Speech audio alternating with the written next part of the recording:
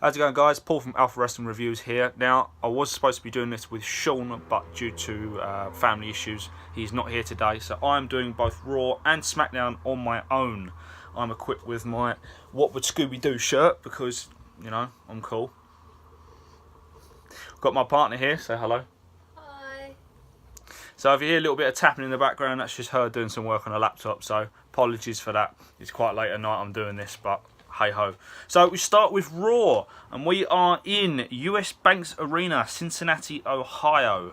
And to start off Raw, I'm going to give you a little bit of a heads up about how good Raw was. The head writer was fired. Gives you an idea what it was like. It sucked.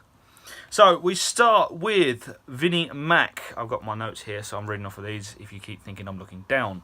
So yeah, we start with Vinnie Mac. He says it's going to be one for the ages. Yeah, you got that right, mate. Reigns comes out to huge cheers, even though he's a SmackDown star. That is the scenario of the whole weekend, or the whole week, I should say. Vince says if he's thinking about Superman punching him again after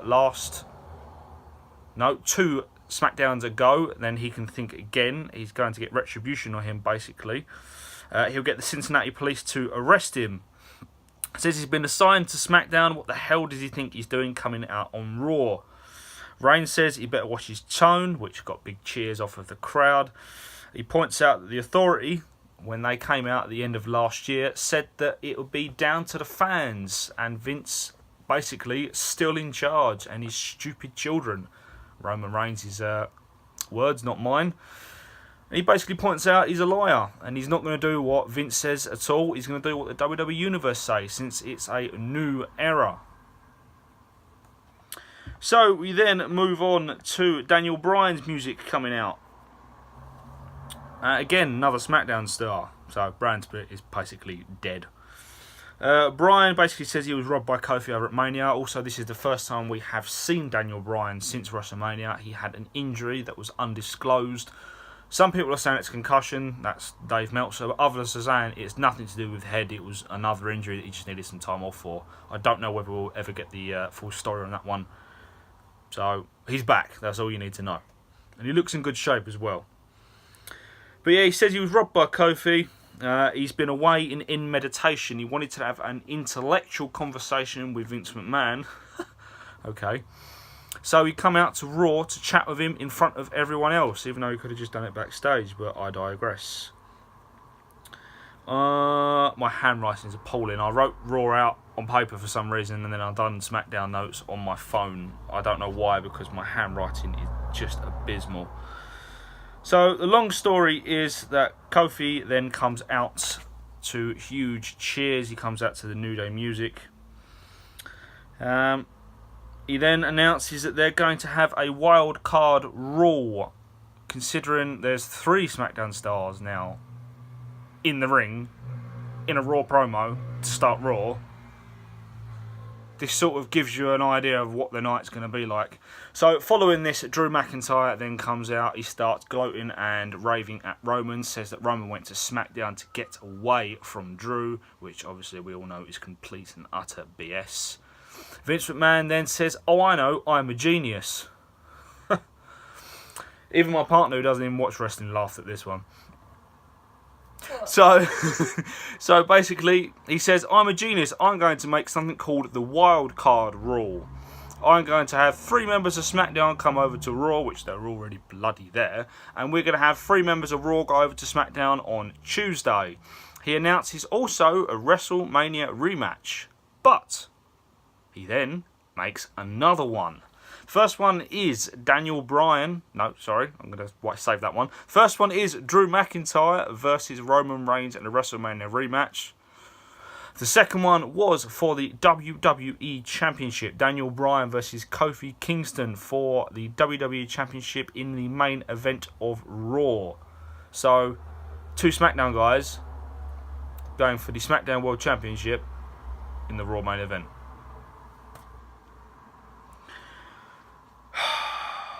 This sort of gives you an idea of what this is going to be like. But yeah. So it was sort of An okay segment, like I say, a bit controversial. Vince McMahon keep gloating on about how he's made this wildcard rule. Now, I'm going to mention this now, but this happened throughout the whole show. And on SmackDown, to be fair. The announcers kept plugging how Vince McMahon is great and how the wildcard rule is such a good idea. You go on WWE.com, you look at the results of the shows. Everywhere, each paragraph, they've got something about wildcard rule. It's throughout the entire show, trying to plug it down. Oh, it's just awful. They're trying to shove it down our throats. It was abysmal. They're trying to basically say how great they are. They're not. This was absolutely awful, this episode of Raw. And it shows how much of a decline WWE is in at the moment. I've said this so many times and I can't stress it enough. Vince McMahon needs to step down because he is dragging his own creation through the mud. He really, really is. But yeah, Vince McMahon goes to leave, but before he can, we then get to the phenomenal AJ Styles come out to confront Vince. So you think the segment's over, but it's not. Now Styles comes out, even though he basically just come from SmackDown. He announces he's going to SmackDown tomorrow, or he sort of teases. But yeah, he's basically going to SmackDown tomorrow. Vince sort of mumbles some crap underneath his voice that you can hardly make out what he's saying because he's absolutely crap on the microphone nowadays. And then we get Seth Rollins' music hit, huge burn it down chants. And everyone else in the ring, so Kofi Kingston, Daniel Bryan, Roman Reigns and Drew McIntyre just Thanos into thin air. They go. Because if it's not scripted, it's basically just showed how much of a play WWE is. You know, you got to at least try and make it realistic, but no, they didn't. So Rollins says SmackDown was good before AJ left, before AJ got there, and it's good since he's left. AJ's done nothing to make SmackDown as great as it is. This is Monday Night Rollins. Vince again mumbles some absolute crap under his breath. I think he basically said, actually, this is my show. Rollins and AJ sort of have a bit of a back and forth promo. The gist of it is Money in the Bank. Styles will stand over Rollins, Universal Champ. Vince basically says, oh, well, you two can have a match tonight. They sort of get all rolled up thinking they're going to have their match tonight. But no, Vince teams them up to face Baron Corbin and Bobby Lashley. Bobby Lashley, that's great. I love Bobby Lashley. But Baron Corbin, oh, Christ. So the match gets started. To start off with, Rollins and... By the way, the match is obviously right now. So, to start the match off, Rollins and Styles get on really well. There's a good suicide dive spot to both Corbin and Lashley from Rollins. But towards the end of the match, Styles accidentally hits a phenomenal forearm on Rollins. And you think it's an accident, but Styles sort of just gives a look and leaves the ring. Leaves Rollins alone in the ring. Rollins gets up and he turns into an end of days. Baron Corbin has just pinned the Universal Champion. Again, a champion has been pinned. This is getting appalling now. You also later on have another champ gets pinned. You've had the Women's Tag Team Champions over the weeks get pinned. Samoa Joe, the United States Champion, has been pinned. Finn Balor has been pinned. It's just getting beyond a joke. You need to start booking your champions strong, and WWE just aren't doing that. It's painful to see. You know, you want to legitimise your champions. How can you legitimise them? How can you make anyone get behind them when they're losing each and every week? You could have had both Styles and Rollins win. You then have Styles and Rollins get beat down by Lashley and Corbin after the match. And then you have the phenomenal forearm spot where Corbin can duck, he hits Rollins, and then he leaves. But have them win the match, not lose. Especially Seth Rollins. So next we get Sami Zayn come out. Just quickly. This happens later on in the match, but I'm going to say this now. We have a backstage segment later on where Rollins basically says he's going to break Charles' face. I'm really looking forward to this match. Please don't balls it up, WWE. Anyway, going back. Sami Zayn comes out to boring chants, and it really, really was. It's the same shtick over and over again, but luckily before he can get on the mic and spurt too much crap, we get Braun Strowman's music hit.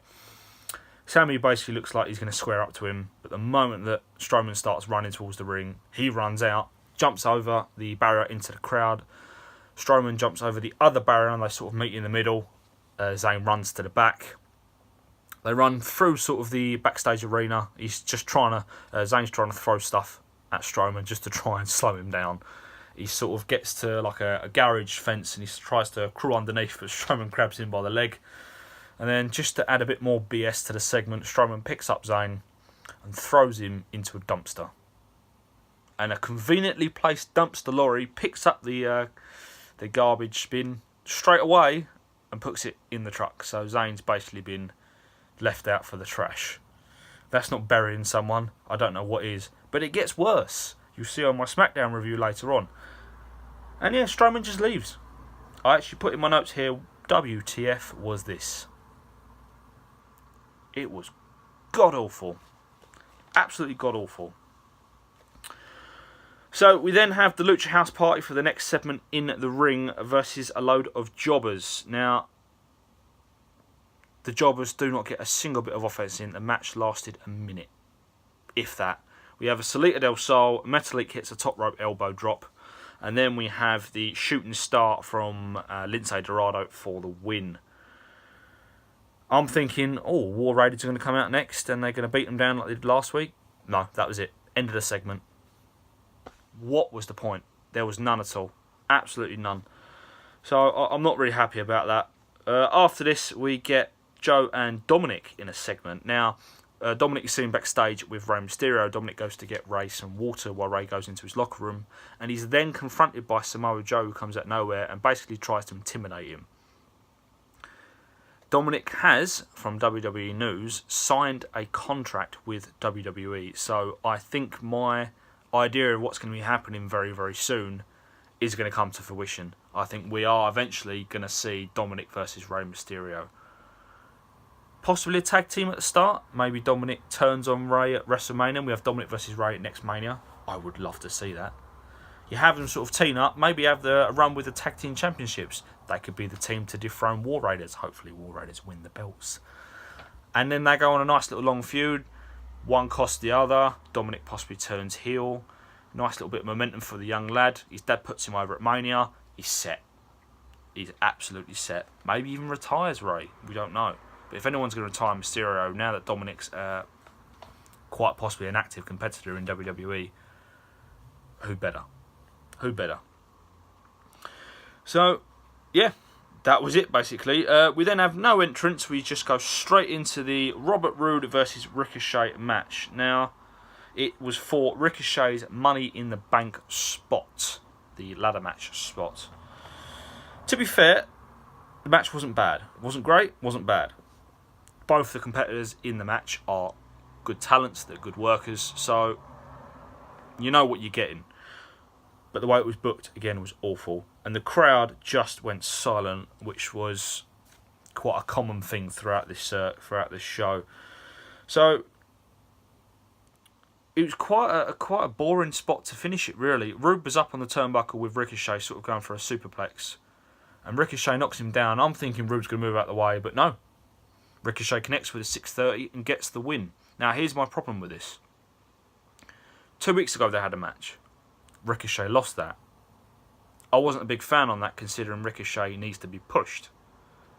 But Robert Roode was coming out with a new character. So, my idea was, don't have him face Ricochet, have him face someone else, put him over that way, have Ricochet in a match later on, have him win. Momentum.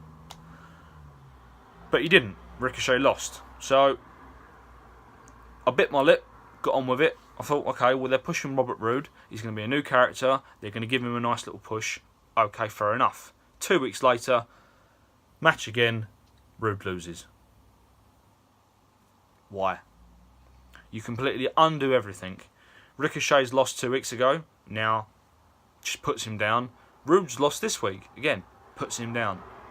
Just have Roode face someone else. Have him beat someone else. Keep the momentum going. But no. 50-50 booking. No one gets over. Idiotic. Absolutely idiotic. But I digress again. So, next up we have Bear with me.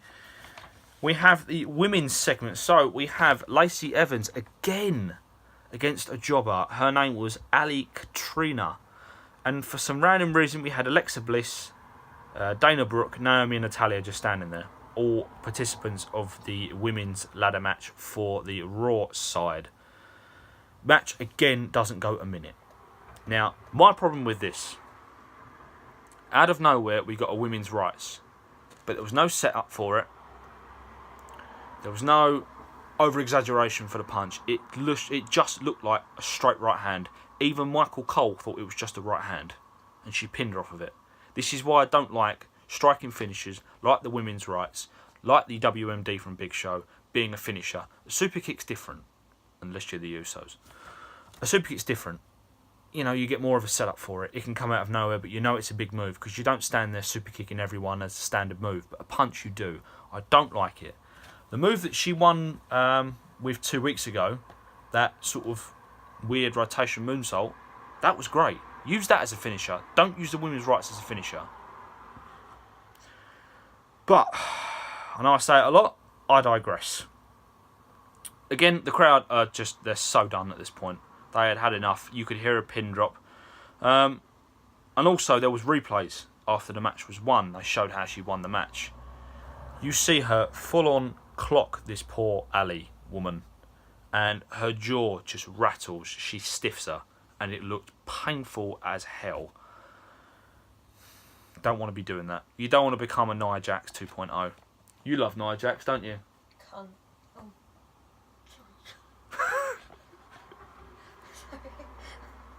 You did not hear that, okay? So, yeah, she goes to cut a promo, and she's stopped by Becky Lynch's music. And the other women just sort of step aside for Becky Lynch, who is coming down to the ring with a purpose. They get into a little brawl that lasts sort of a minute. Evans runs away. That's it, really. Nothing more to say about that. It wasn't like, was it last week or the week before, they got into a nice little back and forth brawl. That meant something. That was being pulled apart. They was having back and forwards. One was jumping at the other. This week, it was nothing. It was a little 2-minute fight. And they ran away. Well, Evans runs away. Lynch stood tall. Okay. So, yeah. After this, there was a ad break. And during the ad break, the Iconics come out. I'm not joking about this. I'm being genuinely serious. Apparently, Cincinnati have got a bee problem. So what did the Iconics do on this show? They come out and they took the piss about the bee problem.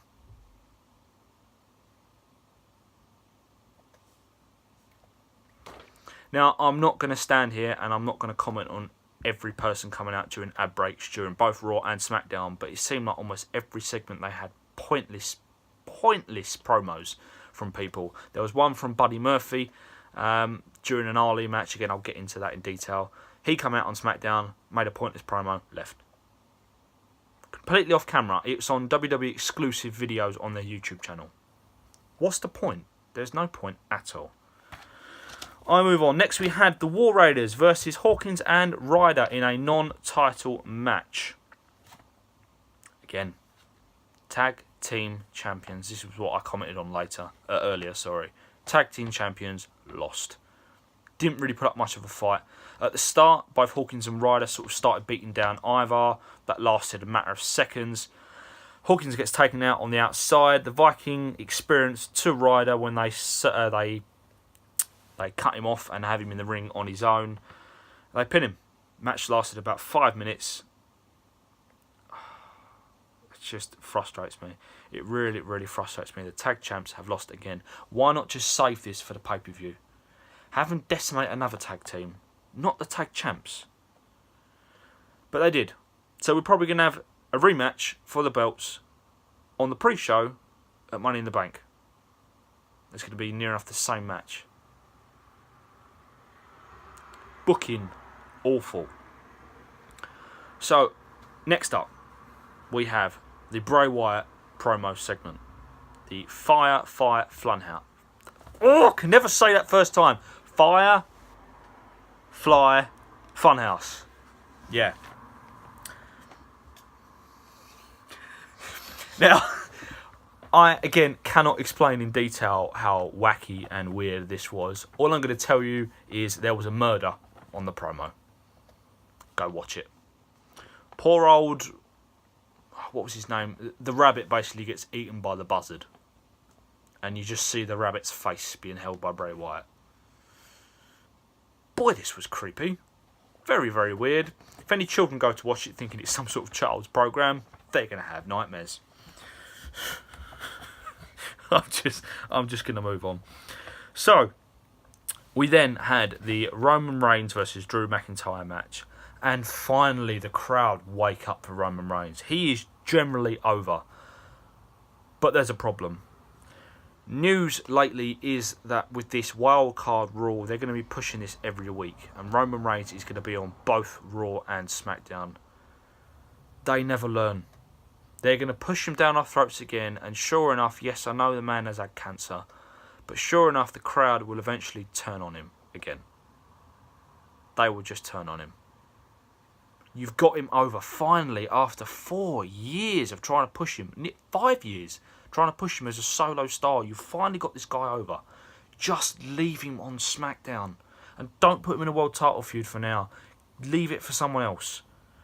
Have him go for the world title around Mania time. Not now. But they're gonna. They are gonna. So anyway, the announcers again keep plugging how great the wild card rule is. I mean, I'm rubbing my temple now because how frustrating it is just thinking about it. It's really not. Really not. There wasn't much really to go on this match. There was a really good reverse Alabama spot by McIntyre to Reigns outside, and he sort of brought him over onto the apron, which was quite painful. But that was really all of note.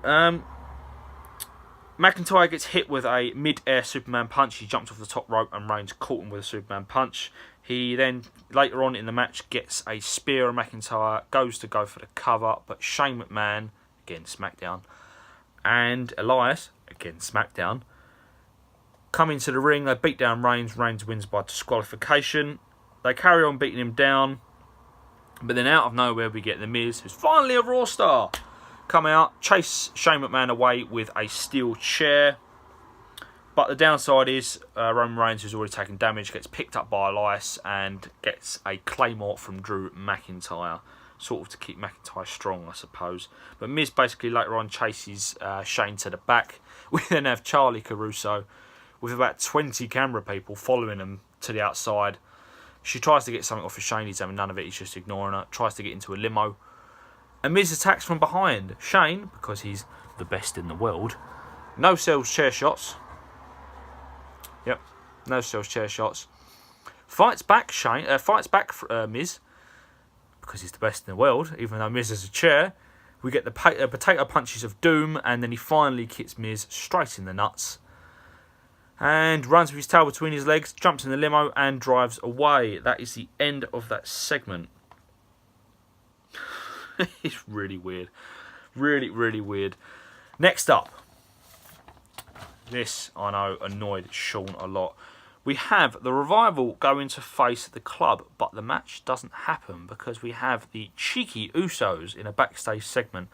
They have some brand stuff, looks like cream or lotion that somehow the Revival had, that's activated by sweat. Makes their crotch burn.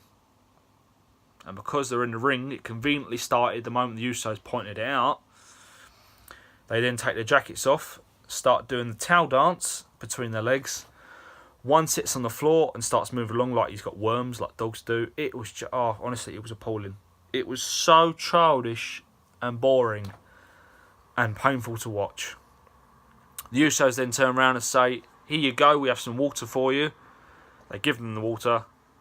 They're supposed to drink it apparently, but they put it down their crotch to try and stop the burning. They then say water makes it worse. Usos run off laughing.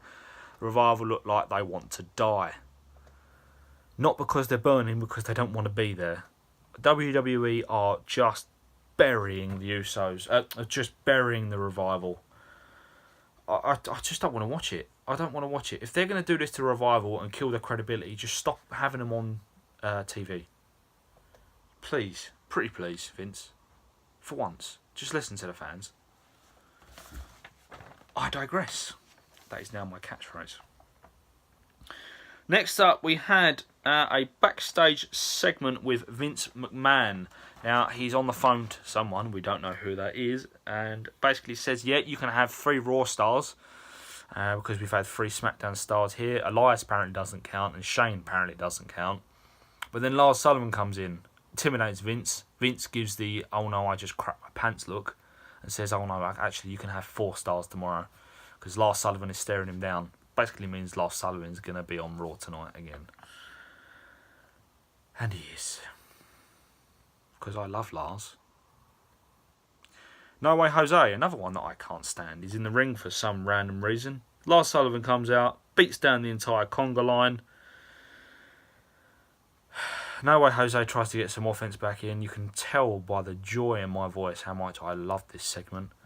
Long story short, one of the conga members gets a freak accident onto the barrier. Another one gets gorilla pressed into the LED post. And he goes to attack a third one. No Way Jose sort of tries to fight him off, but No Way Jose gets a gut-wrench running powerbomb for his troubles. End of the segment. Why? This was just not needed whatsoever. I don't see the point of this at all. Lars Sullivan, just bugger off. Seriously. Could have done it on SmackDown. But yeah, Mojo. Now this is another one that was during the break. He comes out, just go and watch this. It was a load of babble that he goes on about. No one cares. The crowd are literally sitting there just twiddling their thumbs. They do not care. Go away, Mojo. Basically says how he's going to be the next big thing. And they'll all regret hating him. I hate him. I don't regret it. And finally, the main event.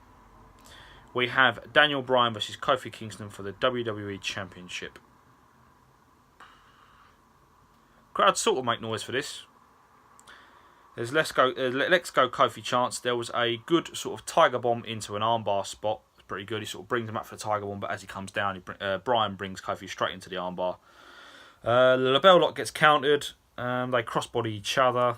There's another good little spot. A backdrop on the outside. Kofi takes a bad bump when Bryan backdrops Kofi over. It looks pretty painful. He sort of comes down on his tailbone. It was a bit of a breathless moment. But the match is ended when a LeBell Lock is countered into a Trouble in Paradise. Kofi retains the WWE Championship. Now, a lot of people are going to disagree with me, but this just confirms my thoughts on SmackDown as well. Again, I'll get into that later. Kofi is being pushed down our throats too much. This is just my opinion, guys, so, don't go getting salty in the comments. But Kofi's being pushed too much. I said this at Mania. You'll have a good little honeymoon spot where he's won the championship. Oh, it's all great, it's all well and dandy, but it'll wear off very quickly. I never agree with Kofi being a champion because I didn't think it had longevity, and this is already proven to me it doesn't. He'll probably defend it at Money in the Bank, and come the next pay-per-view, I'll be sick of it. I'll be absolutely sick of it. I do not want Kofi as champion because I'm bored by him as champion. And again, it confirms my thoughts on SmackDown later on. I know a lot of you disagree with that. I fully respect that. Everyone has their own opinions, but I know that Sean and, well, most others are agreeing with me, to be honest. But that was the end of the show, really. Kofi stands tall with the championship to end Raw. Look, my issue is the brand split is now definitely dead. You've got both Raw and SmackDown stars coming over to either brand again, as they did before. But it's the same stars. This was the whole reason the brand split come around before, because you was getting the same stars and the ratings starting to tank. You have no chance putting other stars over. You've got god-awful booking for all the mid-carders that just get buried time in, time out. No one's getting over. There is no one getting over. There's no room for new stars. All this filler that you have in this Raw and SmackDown are pointless segments where you could be using that time, considering you've got 3 goddamn hours, to put over a better star. To put over a mid-carder. To make us care Because I still don't care about Lars Sullivan. Because I'm seeing him too much. I'm starting to not care about Kofi's title reign. Because I'm seeing it too much. Becky Lynch, backstage. They're not starting to care about it much. She won't come over with both belts and Money in the Bank. Mark my words on that one. But overall, the issues on Raw. Vince McMahon being plugged as this great person, this inventive genius. It just come across as like a dictatorship. It really did. You will love this. You will love Raw. No, we won't. We're not idiots. We're not morons. Stop telling us what we do and don't like. We'll make that decision, not the WWE. The wild card Raw. What a great idea. No, it was not. It was crap. It was absolutely crap. Raw was one of the worst Raws I have ever watched. I physically struggled to watch this show. There were 3 parts of this show that I just nearly turned it off. The only thing that kept me going was watching this main event, and even that, nothing. Absolutely nothing. Vince just needs to retire. I know I sound like a broken record over and over again, but I know so many people are behind me on this. Vince, you've got to step down because you are destroying your company. And when AEW come in, I think they're going to run amok on WWE unless Vince pulls his goddamn finger out. Match of the night. Bryan versus Kofi. But, rating-wise, mid 1 star. All I'm giving it. Sean, I know, is exactly the same, mid 1 star. Absolute shite show. And I'm finding it painful to watch WWE at the moment. I really am, since Mania. I'm really, really struggling. Again, apologies for news videos and things not coming out lately. I've only just got over the illness. I thought I got over it last week. It just come back. I felt god-awful for the last few days. Yesterday was sort of the first day I felt human. And today, obviously, I'm doing the review on my own. We were supposed to be doing it earlier, but I say Sean had a family emergency that he had to attend, so he couldn't do it with me today. So I'm sort of doing this at the last minute tonight. Apologies. There's not really much else to say about Raw. It sucked. Plain and simple. It absolutely sucked. And they have to do something drastic to change it. They need to scrap this this wild card rule right now, but they won't. And I'm not looking forward to watching next week. I'm dreading it. I really am. But yeah, now my notes for SmackDown are on my phone, so just give me 2 seconds to get them up. I will tell you my SmackDown review now. Now, I laughed at where I heard SmackDown was. You'll love this one as well, hon. So SmackDown was filmed in Louisville, Kentucky. But do you know what the name of the centre was called? What? The KFC Yum Centre. I like it. KFC Yum Centre. I cried with laughter when I heard the name of that stadium. It's almost as bad as... No, it's worse than the Smoothie King Centre, which was where WrestleMania 33 was held. And WrestleMania 24, for that matter. Now, before the show started, it was announced on a WWE exclusive video that Kevin Owens had gone home. Kevin Owens had gone home to be with the family, so he was not on SmackDown. But people that weren't on SmackDown legitimately were people like Roman Reigns, etc. Now, the WWE European Tour is happening right now, so they have already gone off on their travels. They will be in the UK very, very soon. I don't know if I'm going to be able to see that or not, unfortunately, because we've got a big thing coming up for work and I might not be able to go and be a part of it. So I'm going to be very depressed about that one. I don't know whether Sean and Ben will either. We'll have to wait and see. So the show starts with a Raw superstar, AJ Styles. Again, we're going to see how this one comes. Huge AJ chance. They really, really popped for him here. Before Styles can sort of say anything of note on the microphone, Sami Zayn's music comes out. He somehow managed to escape his tomb of that garbage bin. He starts chanting some absolute twaddle that he's been doing week after week. It's exactly the same. I'm absolutely bored of this man right now. But, saved by the bell. Kofi Kingston comes out with Xavier Woods. Great to see Woods out here. And he basically says to Styles, what are you doing here? You don't live here anymore. This isn't the house that AJ Styles built. This is my town now. It's my city. But they start teaming up on Sammy. They're both saying how Sammy still smells, even though apparently he's had a shower.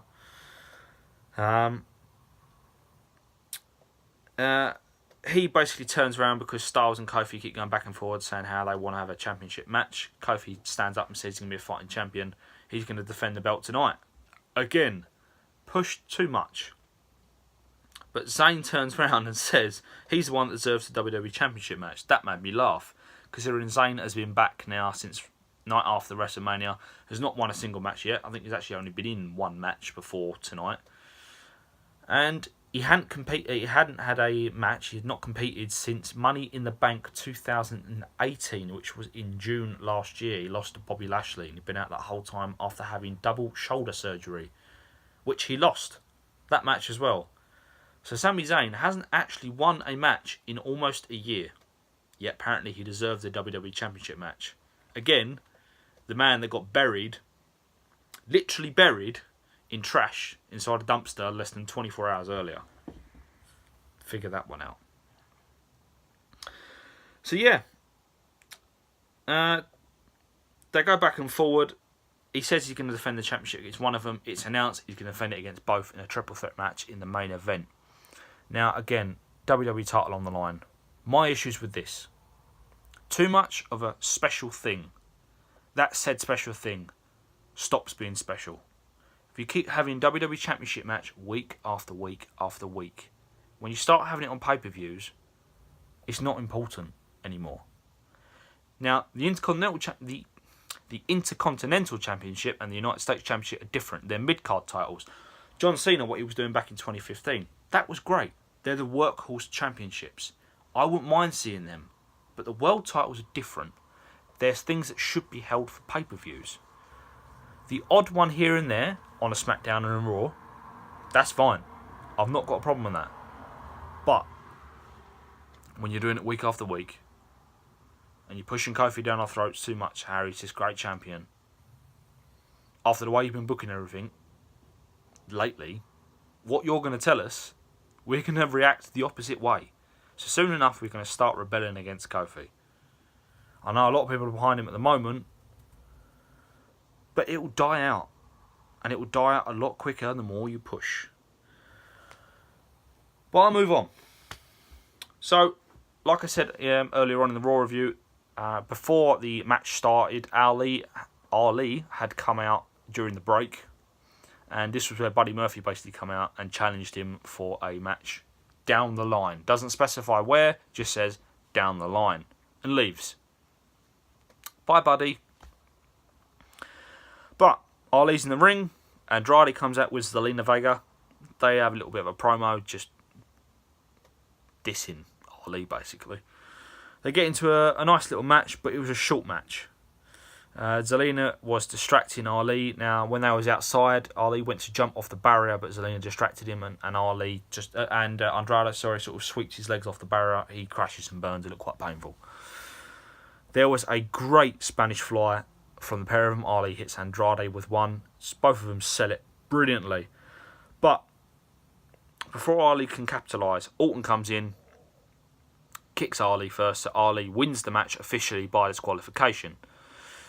He then goes to attack Andrade. He goes to go for the Hangman DDT, but Zelina grabs his legs, so he can't basically hit the move. She grabs Andrade's legs, so Orton can't hit the move.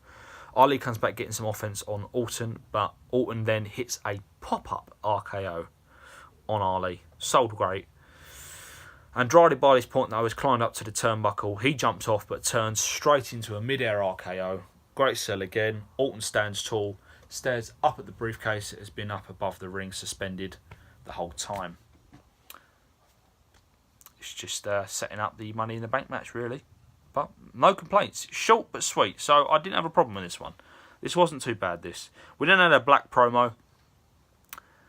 Same as the other weeks, but not like I've been complaining before, like the Sami Zayn things. This was good. I'm actually legitimately interested, and I'm quite excited to see how he comes. He's going to be a bit like an Undertaker role, but his own kind of Undertaker. And I think this guy's going to be pushed to the moon, and so he should. So, can't wait to see him. And I hope he gets a WWE Championship run soon, or at least the IC title. But he needs a singles belt when he debuts eventually. We then get a replay of the attack on Roman Reigns on Raw the previous night. Again, he's away on the European tour, so he's not on the show. Shane comes out, he replays the Miz attack on the Raw show. He starts talking about the Hardy Boys and how they have to vacate the championships, the tag team championships. He blames Lars for it, even though it's absolutely nothing to do with Lars, the reason that Jeff Hardy is injured. Now, also on news, the sad thing is Jeff Hardy has had successful knee surgery. However, he is expected to be out for up to 9 months. Not good. Not good. Sad to see. There was a segment later on where Matt Hardy was backstage with R-Truth. I think they're going to be paired together. But again, Lars Sullivan attacks both of them. Throws Matt through a door. The door was open. The door didn't come off its hinges, but the door swings open as he throws him through it. And then he hits the gut wrench powerbomb through a conveniently placed table backstage. To R-Truth. Yeah. I can see it being a handicap match. Matt and R-Truth versus Lars Sullivan at Money in the Bank.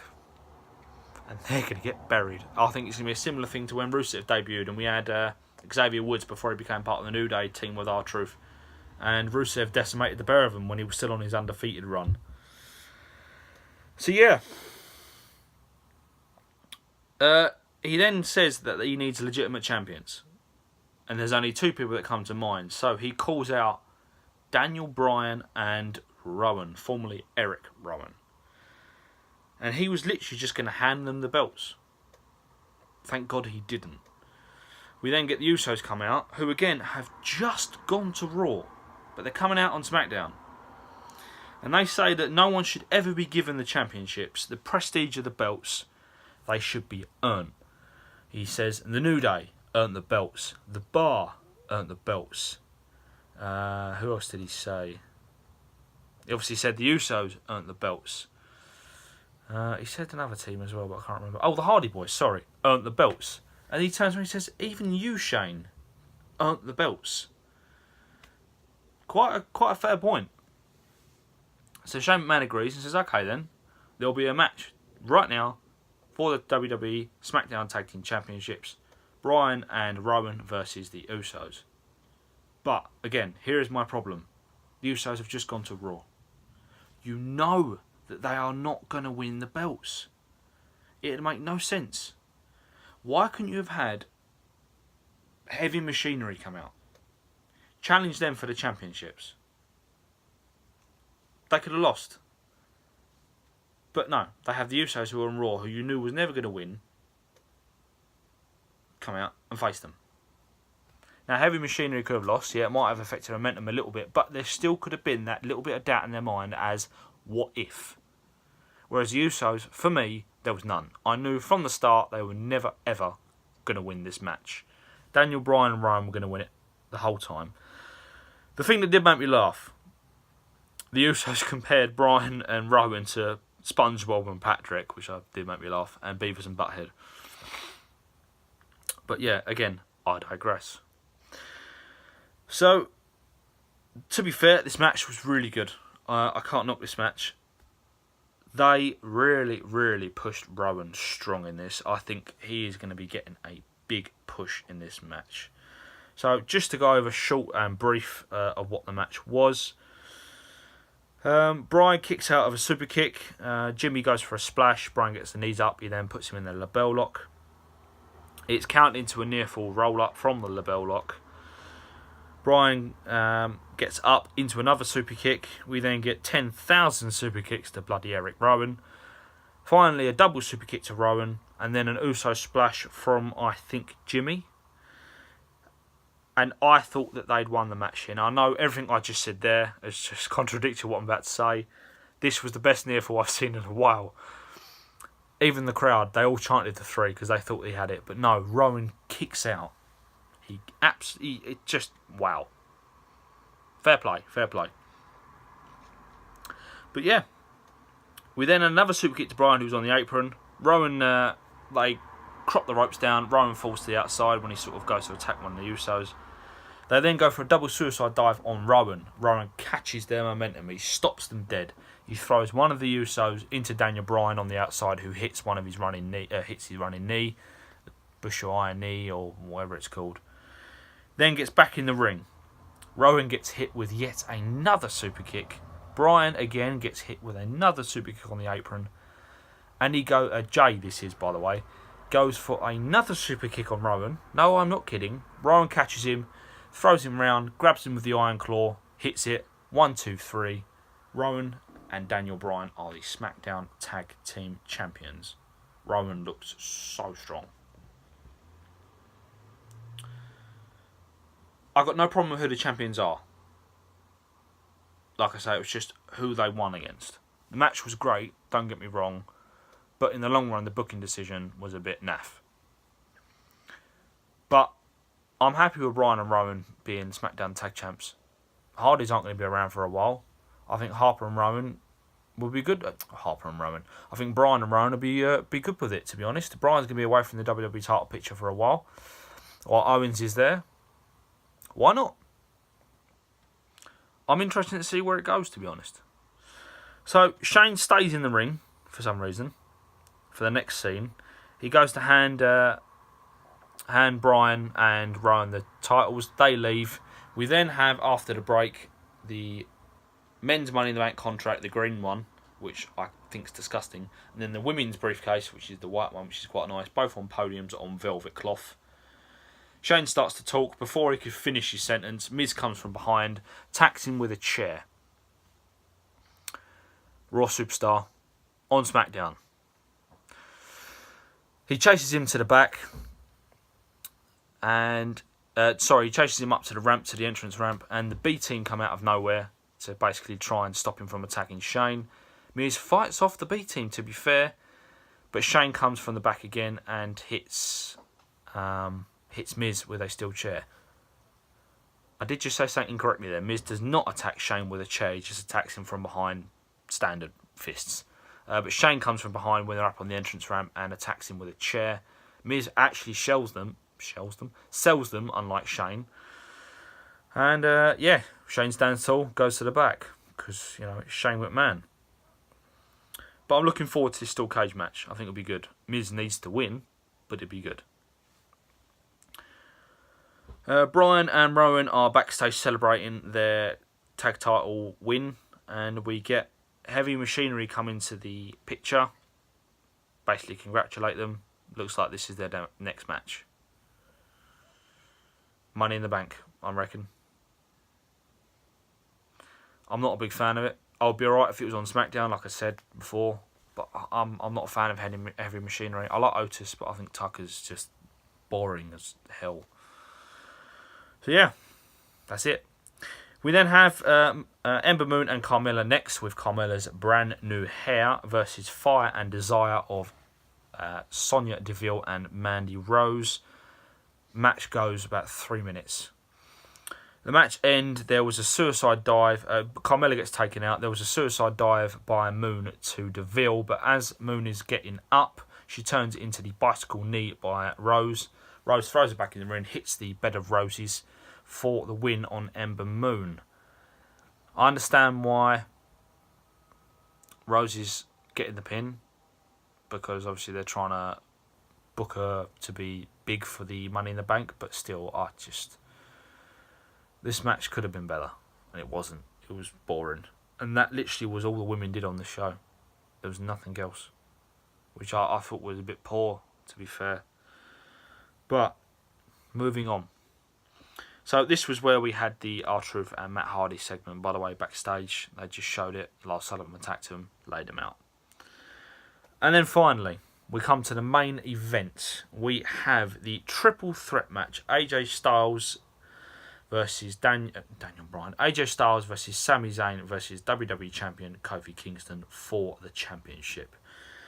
During Styles' entrance, again, they're plugging Styles versus Seth Rollins for the Universal Championship at Money in the Bank. So it's pretty clear that he's not going to win it. And again, they're not going to put the belt on Sami Zayn. That would just be an absolute travesty and god-awful booking. Well, then again, it's WWE, so I wouldn't put it past them. But it was obvious that Kofi was going to retain. Lazy booking. They're just trying to up the ratings because the ratings have been absolutely shoddy. I'm not a big fan of this. I know I sound so negative for this, but it was poor. It really was. The match itself. Now, I'll come out right and say this was match of the week. Great match, to be fair. There was some good back and forward. There was. Before I get into the match, Kofi Kingston come out and he's throwing pancakes to the crowd. Yeah, even my partner laughed. You know, this guy's the WWE champion. He's throwing goddamn pancakes. I mean, come on, seriously. But Woods is out there with him at ringside. Now, Kofi does his splash to a standing opponent off the top. But splash to the back, where they then land on their belly. But AJ sort of had his foot planted. As he's come down, he's sort of bent like a pretzel. It looked really painful, really, the way he come down on his knee. I'm surprised he didn't get injured. But yeah. So there was another good spot on here. Now, AJ goes for his moonsault into the reverse DDT on Zayn. Now, before he could drop the DDT, Kofi comes in and manages to hit Styles while he's still got Zayn in the DDT position with an SOS, so they both go down. I thought that was great. I popped for that spot. Really, really good. We then get a Travelling Paradise to Styles while he is on the apron, so Styles goes on the outside. Zayn is down on the floor. Kofi is the only one in the ring at this point. Woods is trying to get Kofi to his feet. Out of nowhere, that sneaky little devil Kevin Owens comes out and attacks Woods while he's on the outside. Distracts Kofi. And Owens basically stares down Kofi while he's walking back up the entrance ramp. Zayn hits the Blue Thunder Bomb, which, to be fair, I love that move. Kofi kicks out. He then hits a second one. Kicks out again. He then hits a big third one. And Kofi just kicks out for a very, very close near fall. Zayn, by this point, is very, very frustrated. He props up Kofi in the corner, goes for a Luva kick, but as he runs for the Luva kick, he runs straight into a Trouble in Paradise. 1, 2, 3. Kofi retains the championship. The final scene of the SmackDown show is Kofi helping Woods back to his feet.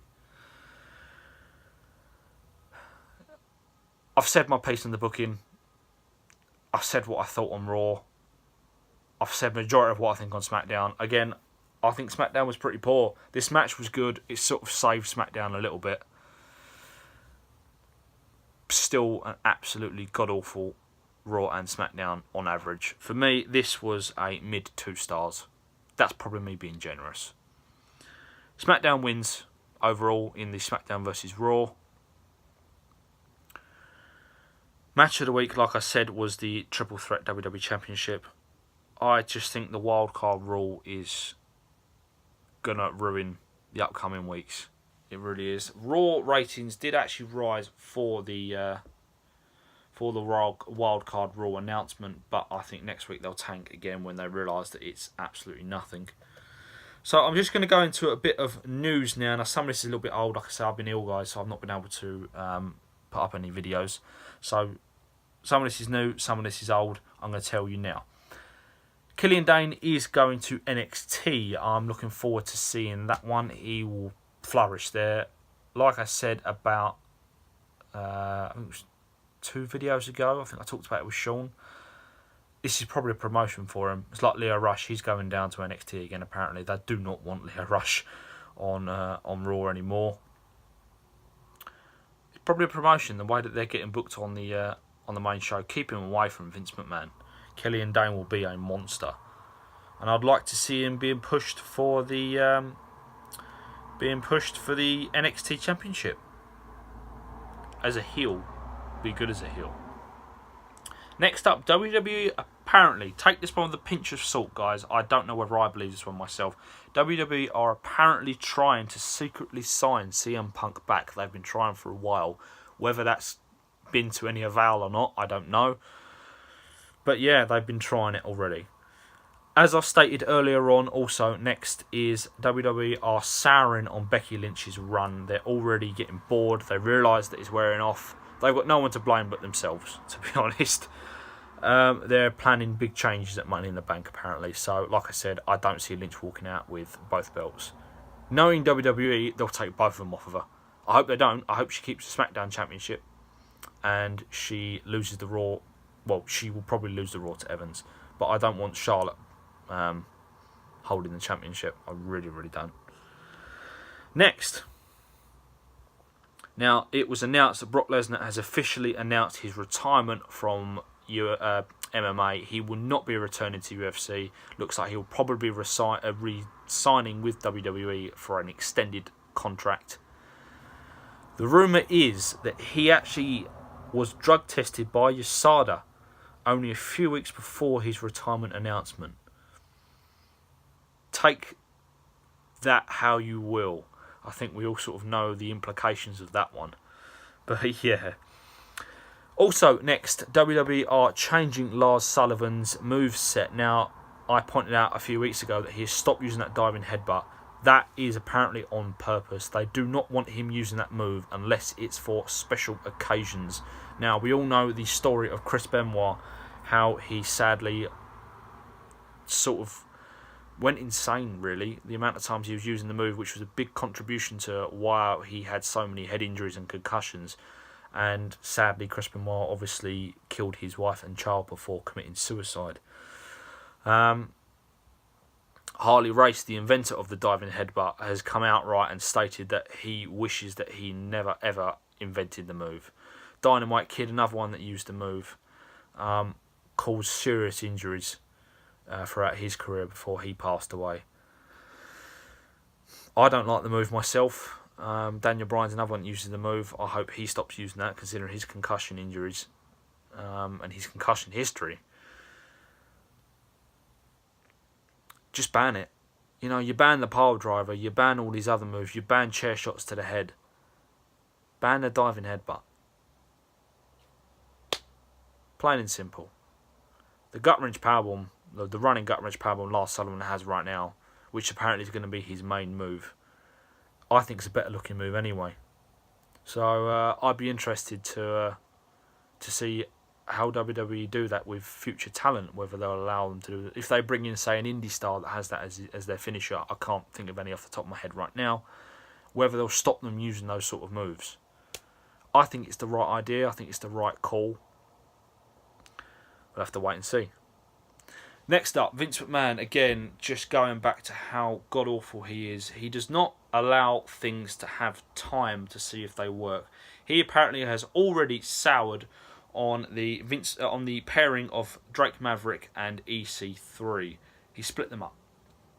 Now, EC3 got absolutely buried a few weeks ago by Braun Strowman. Drake Maverick has not been seen on Raw for a long time now. Obviously, AOP are injured, but are set to return very soon. Why couldn't AOP have come out and won the SmackDown tag titles? Just FYI there. But Drake Maverick stayed on 205. And EC3 has stayed in oblivion. So, Vince McMahon didn't like it, so he split them up. Cheers, Vince. Moron. And finally, this upset me a little bit. When George Miz Senior stood up to Shane McMahon in the ring at WrestleMania, Shane got a shot with his knee into Miz's midsection. He apparently broke his rib. So poor Miz Senior legitimately got injured during that match. He actually broke his rib. So my well wishes to good old Miz Senior on his recovery. But yeah, that's all I have for you today. So, like I said, SmackDown won overall. SmackDown I give a mid 2 stars. Raw I give mid 1 star. They both were very, very below par. I'm praying that they do better next week. I really, really am. But that is all for me, guys. I'll hopefully be back. I'm not going to have a video tomorrow for you, any news videos. Hopefully we'll be back in a couple of days' time. Sean and Ben are both away on holiday, so I will actually be doing Raw and SmackDown next week. I'm going to be doing it in a format of both shows in one, like this week. It will come out on the Wednesday, but I'll be uploading it a little bit earlier, guys. There will be videos until before then, and after they come back from their leave of absence, cheeky sods are going on holiday, we'll be doing our top 10 best finishers and top 10 worst finishers video, so that should be good. Until then, I've been Paul, you've been watching Alpha Wrestling Reviews. Would you like to say goodbye? Bye. Yeah. Take care, stay safe, like and subscribe, and I'll see you guys soon.